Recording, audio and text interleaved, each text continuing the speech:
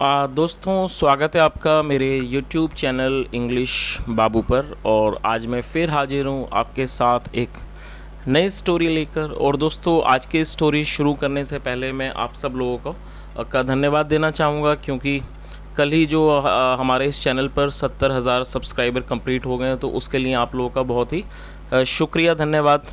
और जिस तरह से आप लोग रिस्पांस देते हैं तो मैं बहुत ज़्यादा मोटिवेट होता हूं। तो दोस्तों, इस सब के लिए आपका बहुत बहुत ज़्यादा धन्यवाद। तो चलिए दोस्तों, आज की इस कहानी को हम शुरू करते हैं और सबसे पहले कहानी का टाइटल देखते हैं। कहानी का टाइटल है the demon of the lake. क्या मतलब हुआ दोस्तों? डेमन का मतलब होता है राक्षस और लेक का मतलब होता है झील। The demon of the lake मतलब कि झील का राक्षस। तो दोस्तों, ये आज की इस कहानी का टाइटल है, शीर्षक है। और जो स्टोरी है बहुत ही इंटरेस्टिंग स्टोरी है, आपको सुनकर बहुत ही ज़्यादा मज़ा आएगा। उसके अलावा इस स्टोरी में आपको कई सारे नए इंग्लिश के वर्ड मीनिंग सीखने को मिलेंगे, उनकी करेक्ट प्रोनाउंसिएशन के बारे में पता चलेगा। और दोस्तों, हमेशा की तरह जो इसका जो ग्रामर का पार्ट है, जो इसका एक एक स्ट्रक्चर है, उसे बिल्कुल ही डिटेल में कवर करेंगे। तो जो ट्रांसलेशन का प्रोसेस है आप बहुत आसानी से सीख पाएंगे, साथ में समझ भी पाएंगे। और मेरी आपसे एक और रिक्वेस्ट है दोस्तों, यदि आपको आज का वीडियो अच्छा लगे तो आप इसे लाइक भी ज़रूर करें। तो चलिए इसको शुरू करते हैं। Once in a forest there was a huge lake. क्या मतलब हुआ दोस्तों? ये जो हमारा वाक्य है ये सिंपल पास्ट का वाक्य है। सिंपल पास्ट का मतलब होता है जब आप वर्तमान में कोई भी ऐसा वाक्य बनाते हैं जहाँ पर वॉज या वर का प्रयोग किया जाता है हेल्पिंग वर्ब के रूप में, जैसा यहाँ पर किया गया है, और साथ में किसी भी नाउन या फिर एडजेक्टिव को लेकर वाक्य को बनाया जाता है। और आपको ये चीज़ हमेशा याद रखनी है कि जब आप सिंपल प्रेजेंट या फिर सिंपल पास्ट में कोई भी वाक्य बनाते हैं तो वहाँ किसी भी तरह की वर्ब का प्रयोग नहीं किया जाता है, वहाँ सिर्फ नाउन या फिर एडजेक्टिव का प्रयोग किया जाता है। ह्यूज एक एडजेक्टिव है जिसका मतलब होता है बहुत बड़ी या फिर विशाल, और लेक मतलब झील। तो इस पूरी लाइन का क्या अर्थ हुआ? Once in a forest there was a huge lake मतलब एक बार एक जंगल में एक बहुत बड़ी एक विशाल झील थी। A demon lived in this lake. क्या मतलब हुआ दोस्तों? ये हमारा पास्ट इंडेफिनिट का अफर्मेटिव वाक्य है जहाँ पर वर्ब की सेकंड फॉर्म का प्रयोग किया जाता है। लिव का मतलब होता है रहना, किसी जगह पर निवास करना, और ये सेकंड फॉर्म है। A demon lived in this lake मतलब इस झील में एक राक्षस रहता था। In the same forest lived a big group of monkeys. क्या मतलब हुआ? इन द सेम फॉरेस्ट मतलब उसी जंगल में लिव्ड अ बिग ग्रुप मतलब एक बड़ा जो समूह था वो रहता था, ऑफ मंकीज़ बंदरों का। तो क्या मतलब हुआ इस लाइन का कि उसी जंगल में एक बंदरों का एक बड़ा समूह भी रहता था। One day the king of the monkeys called them and said. क्या मतलब हुआ? कॉल का मतलब होता है बुलाना। वन डे एक दिन the king of the monkeys जो बंदरों का राजा था, कॉल्ड दैम उसने उनको बुलाया, एंड सेड और कहा, I have called you to warn you that you must never drink the water of the lake. क्या मतलब हुआ दोस्तों? इस वाक्य के अंदर यहाँ पर हैव के साथ थर्ड फॉर्म का प्रयोग किया गया है। तो ये हमारा प्रेजेंट परफेक्ट का वाक्य है। और प्रेजेंट परफेक्ट का मतलब होता है जब आप वर्तमान में ऐसा वाक्य बनाते हैं जहाँ पर किसी क्रिया का पूरा होना पाया जाता है, तो प्रेजेंट परफेक्ट के अंदर हैज़ या हैव का प्रयोग किया जाता है हेल्पिंग वर्ब के रूप में, साथ में थर्ड फॉर्म लगाई जाती है। और वॉर्न का मतलब होता है चेतावनी देना किसी को। आई हैव कॉल्ड यू मतलब मैंने आपको बुलाया है, टू वॉर्न यू मतलब आपको चेतावनी देने के लिए, दैट की you must never drink the water of the lake मतलब आपको अवश्य ही कभी भी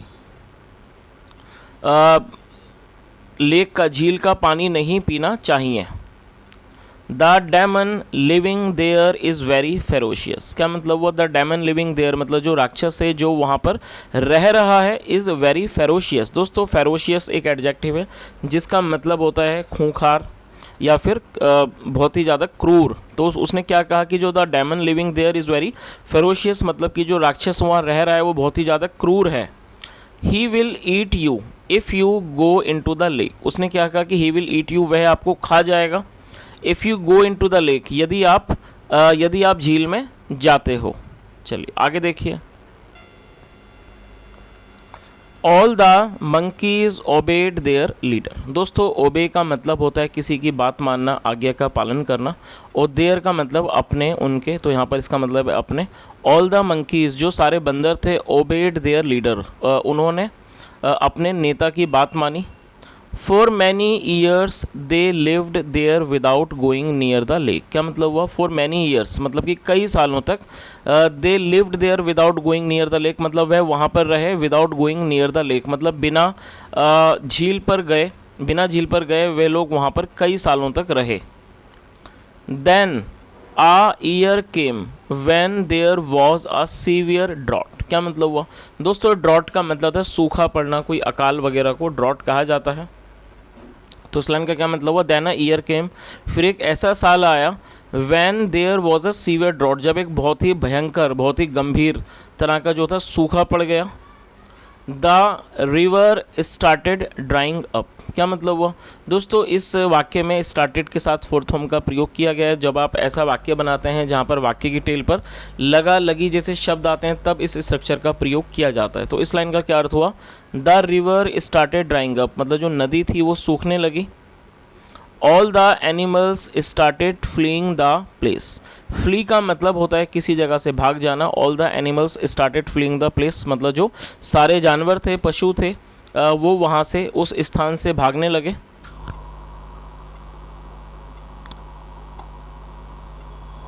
the monkeys held a meeting, और दोस्तों ये होल्ड की सेकंड फॉर्म है, held.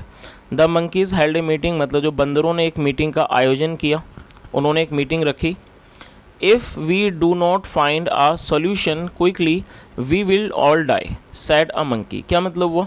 The monkeys held a meeting मतलब जो बंदरों ने एक जो मीटिंग थी उसको उन्होंने आयोजित किया, उन्होंने एक मीटिंग को रखा। If we do not find a solution quickly we will all die, quickly मतलब जल्दी से, सैड ए मंकी मतलब एक बंदर ने कहा। If we do not find a solution quickly मतलब यदि हम जल्दी से कोई भी एक सोल्यूशन सॉल्यूशन का मतलब है समाधान, कि यदि हम जल्दी से कोई समाधान नहीं ढूंढते हैं, वी विल ऑल डाई हम सभी मर जाएंगे। एक बंदर ने कहा। We can get water from the lake said another monkey looking towards the leader. क्या मतलब हुआ? We can get water from the lake said another monkey मतलब वी कैन गेट मतलब मिलना, प्राप्त होना। We can get water from the lake मतलब कि हमें झील से पानी मिल सकता है। सैड अनादर मंकी दूसरे बंदर ने कहा।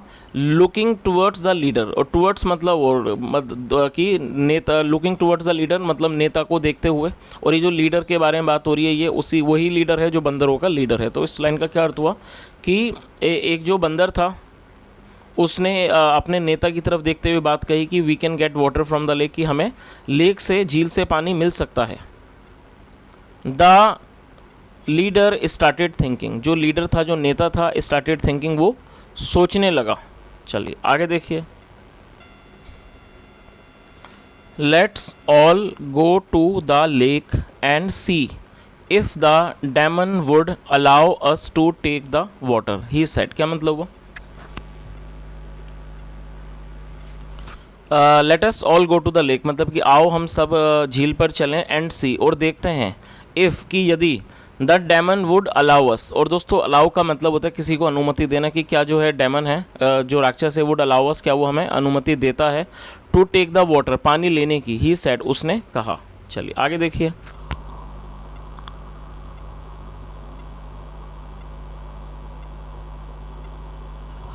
दे all went to the lake and called the demon. क्या मतलब हुआ? They all went to the lake मतलब वो सब, और दोस्तों दे का मतलब होता है वे या फिर वे लोग, और जब किसी भी सब्जेक्ट में एक से ज़्यादा व्यक्ति शामिल होते हैं तो वहाँ पर दे का प्रयोग किया जाता है, और ये एक प्लूरल नाउन है। तो इस लाइन का क्या अर्थ हुआ? They all went to the lake मतलब वे सब झील पर गए, एंड कॉल्ड द डेमन और उन्होंने राक्षस को बुलाया। Soon the demon emerged from the lake, और दोस्तों इमर्ज का मतलब होता है उभरना और या प्रकट होना। सून मतलब कि जल्दी ही, the demon emerge from the lake, जो डेमन था, जो राक्षस था, वो लेक से मतलब कि झील से प्रकट हुआ, झील से और झील से उभरा मतलब निकल कर आया। ही लुक्ड वेरी फेरोशियस, और वो बहुत ज़्यादा फेरोशियस मतलब क्रूर, खतरनाक दिख रहा था। चलिए आगे देखिए।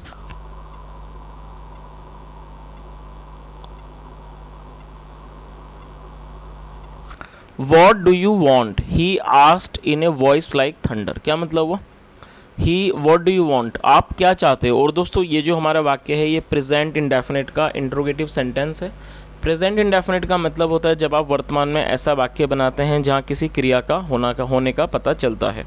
और यदि आप प्रेजेंट इंडेफिनिट में कोई भी इंट्रोगेटिव वाक्य को बनाते हैं तो वहाँ पर डू या डस का प्रयोग हेल्पिंग वर्ब के रूप में होता है, जैसा यहाँ किया गया। और वांट मतलब चाहना, और यदि आप उसमें इंट्रोगेटिव वर्ड का प्रयोग करना चाहते हैं तो उससे पहले मेंशन किया जाता है व्हाट मतलब क्या। तो व्हाट डू यू वांट, आप क्या चाहते हो। ही आस्क्ड, उसने पूछा। इन ए वॉइस लाइक थंडर मतलब एक गरजने वाली आवाज़ में उसने पूछा कि आप क्या चाहते हो। चलिए आगे देखिए। We want to have some water. क्या मतलब वो we want to have some water, हम थोड़ा पानी लेना चाहते हैं, पानी पीना चाहते हैं। Replied the leader of the monkeys, जो बंदरों का जो लीडर था। Replied the leader of the, जो बंदरों का जो नेता था, लीडर था, उसने जवाब दिया।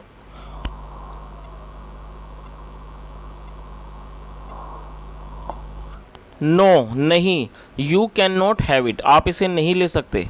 If you enter the lake, enter मतलब प्रवेश करना। If you enter the lake, यदि आप झील में प्रवेश करते हो।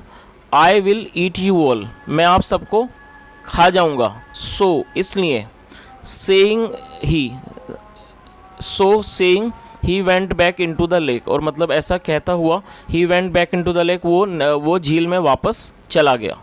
चलिए आगे देखिए। The monkeys were disheartened, disheartened का मतलब होता है निराश हो जाना, मायूस हो जाना। द मंकीज़ वर डिसहार्टेंड, जो बंदर थे वो निराश थे, मायूस थे। सडनली अचानक, an idea came, suddenly an idea came to the leader मतलब अचानक लीडर को, नेता को एक विचार सूझा, एक विचार आया। डिग आ डीप डिच हेयर, क्या मतलब हुआ दोस्तों। डिग का मतलब होता है खोदना, और ये वर्ब की फर्स्ट फॉर्म है। और डिच का मतलब होता है गड्ढा। तो उसने क्या कहा, डिग आ डीप डिच हेयर, मतलब उसने कहा कि यहाँ एक गहरा गड्ढा खोदो। ही सेड, उसने कहा। तो उसने क्या कहा कि dig a deep ditch here, यहाँ एक गहरा गड्ढा खोदो। Then taking some of the monkeys he went to a nearby field of bamboos. क्या मतलब हुआ। देन मतलब कि फिर, taking some of the monkeys मतलब फिर कुछ बंदरों को लेकर, he went to a nearby field of bamboos मतलब कि वो एक नज़दीकी जो बांस का जो खेत था उसके अंदर वो गया। देयर वहाँ, he asked them to cut off one bamboo. क्या मतलब हुआ, देयर मतलब वहाँ, ही आस्क्ड देम उसने उनको कहा, to cut off one bamboo वहाँ उसने उनको एक बैम्बू मतलब एक बांस काटने को कहा। He took this to the lake, और दोस्तों ये टेक की सेकंड फॉर्म है और ये हमारा पास्ट इंडेफिनिट का अफर्मेटिव वाक्य है। टेक मतलब ले जाना या लेना। He took this to the lake मतलब वह उसे नहर पर ले गया। चलिए आगे देखिए। The ditch was already ready, क्या मतलब हुआ, the ditch was already ready मतलब जो गड्ढा था वो पहले से ही तैयार था। ही dipped the hollow bamboo into the lake, और डिप का मतलब था डुबा देना। ही डिप्ड द हॉलो बैम्बू, और दोस्तों होलो का मतलब होता है खोखला, और आपने देखा ही होगा जो बांस होते हैं वो खोखले होते हैं। ही dipped the hollow bamboo into the lake, और उसने उस खोखले बांस को डिप कर दिया मतलब कि डुबा दिया, किस में, इनटू द लेक नहर में डुबा दिया। And sucked with all his might, और सक का मतलब होता है चूसना, और उसने विद ऑल हिज माइट अपनी पूरी ताकत से, अपनी पूरी शक्ति से उसने उसको चूसा। चलिए तो दोस्तों यहाँ तक आप इसको समझ ही आ गए होंगे कि ये लोग क्या करने की कोशिश कर रहे हैं कि जब हम किसी पाइप वगैरह से भी जब पानी को खींचते हैं तो जाहिर सी बात है जो पानी का जो फ्लो होता है वो चालू हो जाता है। चलिए आगे देखिए। With A loud whoosh water started coming from the lake into the ditch, क्या मतलब हुआ, विद ए लाउड वूश मतलब एक बहुत ही भारी स्वर के वूश की आवाज़ के साथ वाटर स्टार्टेड कमिंग जो पानी था वो आने लगा, फ्रॉम द लेक मतलब कि झील से वो आने लगा, इनटू द डिच गड्ढे के अंदर वो पानी आने लगा। द डेमन केम आउट, जो डेमन था राक्षस था, केम आउट वो बाहर आया। एंड नेस्ट हिज टीथ, और दोस्तों G silent gnashed his teeth, और उसने अपने दांत पीस लिए। But he was not able to do anything, लेकिन वो कुछ भी नहीं but he was not able to do anything लेकिन वो कुछ भी कर पाने में असमर्थ था। सून जल्दी ही, the ditch was filled with water, मतलब जल्दी ही जो डिच था, गड्ढा था, वो फिल्ड विद वाटर, वो पानी से भर गया। The monkeys drank to their fill, क्या मतलब वो, और दोस्तों ड्रिंक की सेकंड फॉर्म है the monkeys drank to their fill, और जो बंदर थे उन्होंने जी भरकर मन भरकर अपना उन्होंने पानी पिया जी भरकर। इन दिस वे, इस तरीके से they were able to get water, मतलब इस तरीके से they were able to get water, वो पानी को प्राप्त कर पाए फ्रॉम द लेक, झील से, throughout the drought period, throughout the drought period मतलब पूरे जो सूखे का जो पीरियड था, मतलब जो सूखे का जो समय था उस दौरान वो इस तरीके से पानी वो प्राप्त कर पाए। चलिए दोस्तों, अब इस कहानी का जो मॉरल है वो भी एक बार देख लेते हैं। Wisdom is greater than strength, क्या मतलब हुआ दोस्तों, विजडम का मतलब होता है बुद्धिमानी, और एक नाउन है, आप इसे नोट कर सकते हैं, is greater, wisdom is greater than strength, तो स्ट्रेंथ मतलब ताकत, जो विजडम होती है, जो बुद्धिमानी होती है, वो ताकत से बड़ी होती है। चलिए, तो दोस्तों ये एक अच्छी सी कहानी थी, अच्छे से मॉरल के साथ। हमने जैसा यहाँ देखा कि वो जो राक्षस था वो उन बंदरों को पानी नहीं पीने देता था इस झील से, लेकिन यहाँ जो बंदर थे उन्होंने भी अपना अच्छा सा दिमाग लगाया, और जिसकी वजह से वो उस पानी को प्राप्त कर पाए। So friends, I hope that you really liked the story, and if you liked the story and if you really liked the way I taught you, it's my request, please like the video and share this video with your friends, because that those who are looking for such videos and those people maybe who want to learn translation process, this video is going to help them. So it is my humble request guys that just try to share this video with those people who are looking for such channels, or who are looking for such videos where they want to improve their English. And guys, apart from this, that I see I read your comments sometime, I do not get the time to replies you, so I'm sorry for that. But it is my humble request that guys, whenever you watch such videos, you should make a note of all the vocabulary.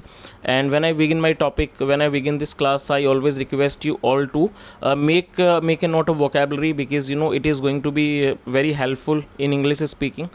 And apart from this guys, please just share your feedback, because if you share your feedback, then only I'll get to know are we on the right track or not, are we going to the right direction. Because I started this channel with this motive that I just want to teach students grammar, and I am not sure that how far we have been able to reach, because that I'm just trying my level best, and whatever knowledge I have, I just put you through with the help of this video.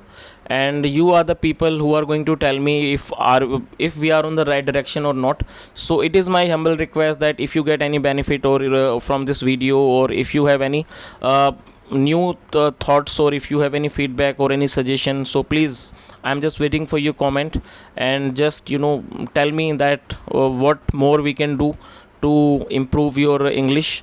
And apart from this guys, that I have been very happy, because I am getting a tremendous support from you guys. Yesterday only we crossed 70,000 subscriber mark, so which is very tremendous. I'm so happy, because I never thought that I'm going to get such result, or I never expected this much success. And I've been very thankful for you guys, because without you guys I am nothing, because this is your love and support where which always motivates me. And as you all know that without motivation you can't do anything in your life. So whenever I make a new video, I also try to make a video better than last time.